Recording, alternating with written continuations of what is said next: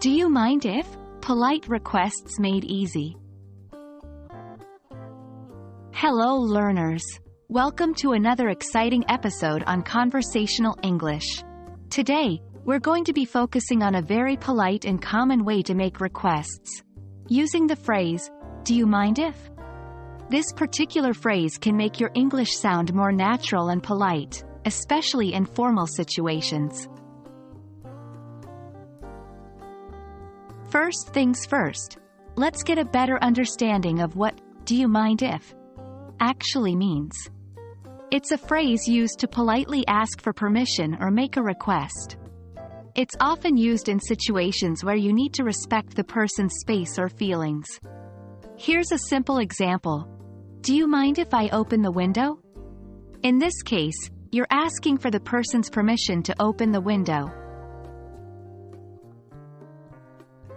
Now that we understand what "do you mind if" means, let's explore how we can use this phrase in different situations. For instance, when you're at a friend's house and you want to use their bathroom, you could say, "Do you mind if I use your bathroom?" Or at a restaurant, if you want to switch seats, you could ask your dining partner, "Do you mind if we switch seats?" Remember, the key here is respecting the other person's space and feelings. Now, let's put this into practice with some role-play scenarios. This is a great way to practice and make sure you're using the phrase correctly.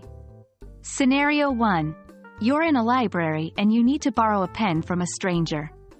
You might say, "Excuse me, do you mind if I borrow your pen?" Scenario 2. You're at work and want to leave early. You could ask your boss, "Do you mind if I leave early today?" Scenario 3. You're having dinner at a friend's house and you'd like to have more food. Try saying, "Do you mind if I have seconds?" The more you practice these role-play scenarios, the more comfortable you'll become with using the phrase. And that's a wrap. Remember, using "do you mind if" is a polite and effective way to make requests in English. Keep practicing these role-play scenarios, and soon it will be second nature. We hope this video has been helpful and enlightening. Until next time, keep practicing, and happy learning.